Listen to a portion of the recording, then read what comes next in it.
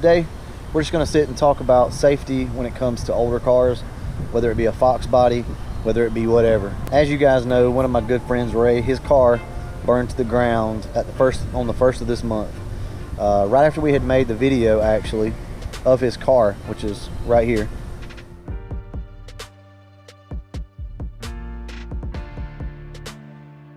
You know, him and his son were doing like their daily routine, you know, they're just spending time together, riding around in the car. They were about 2 miles away from the house when the car caught on fire. And Ray didn't see it to start with.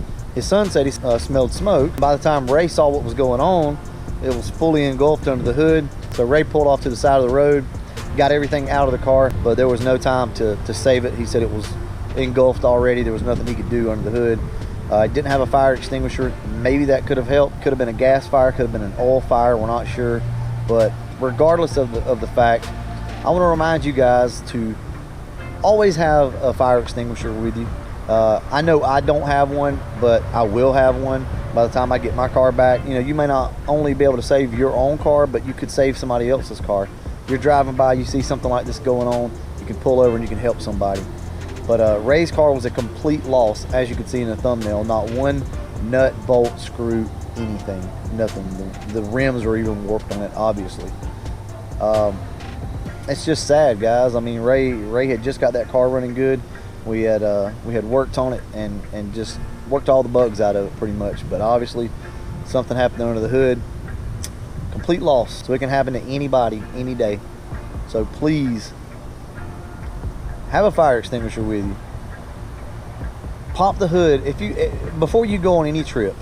You know, anytime you get a chance, pop the hood on your car. Make sure that you don't have any oil leaks. Make sure you don't have any fuel leaks. And the best way to do that is just pop the hood, cycle the key on and off a few times, go up under the hood of the car, make sure you don't see any fresh gas or anything like that, any gas at all, or any oil, because it only takes one spark from that distributor and that thing spraying gas under there, it's going to ignite and there's nothing you can really do to put it out. So just please, guys, be safe. You know, use your heads.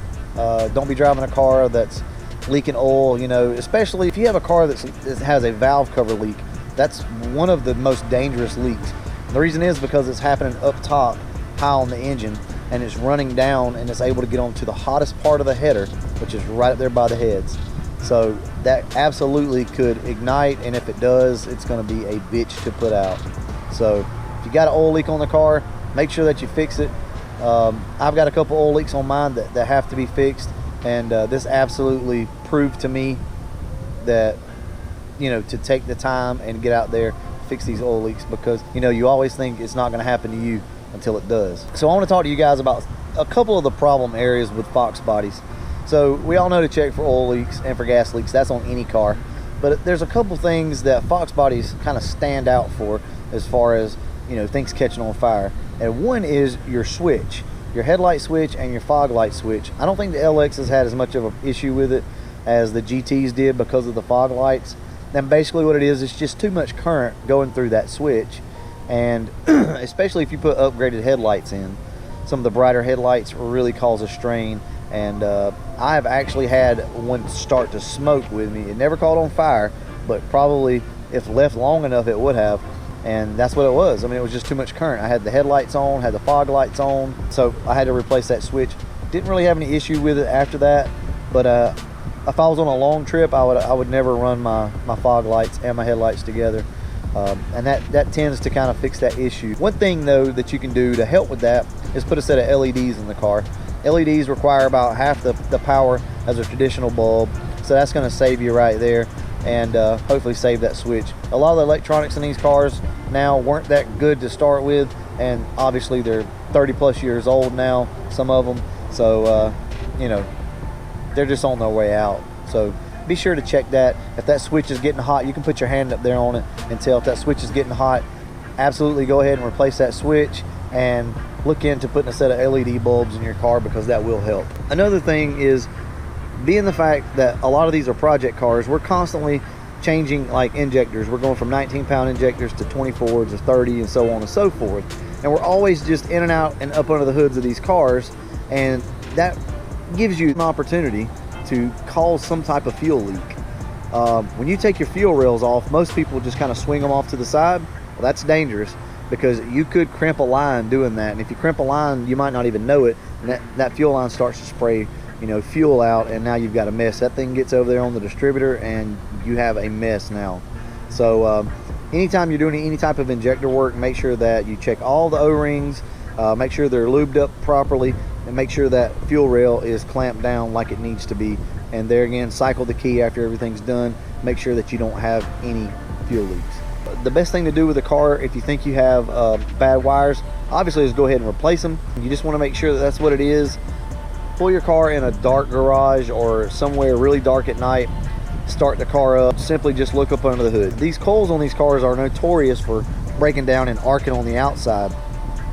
That in itself is not going to cause a fire, but if you had one little spray of fuel, hit that, it's going to ignite. Same thing with your wires. Well, anyway, guys, I'm going to cut it short. I just wanted to talk to you. This is basically just a reminder to check under the hood of your car, pop the hood, check, make sure you don't have any oil leaks, make sure you don't have any fuel leaks. Keep a fire extinguisher in the car with you. I'm going to put a link down in the description below to some cheaper, effective fire extinguishers that you can carry around with you in your car.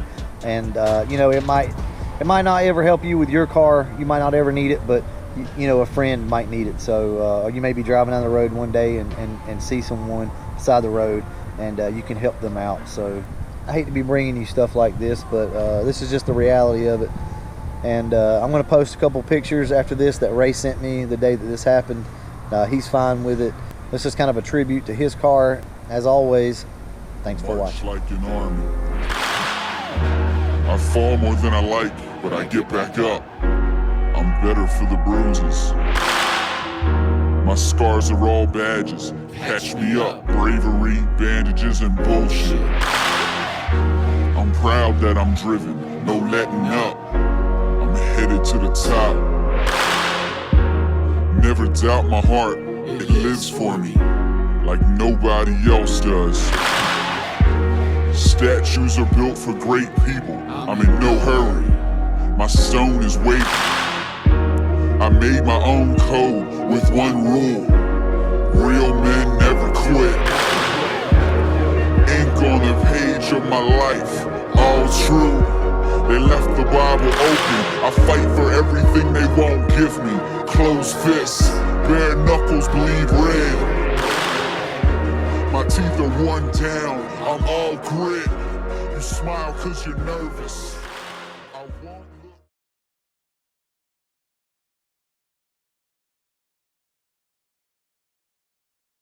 I'm too long-sighted for this short-term shit. Never follow fads, I'm busy making shit. We just wait for the flavor of the week to come back.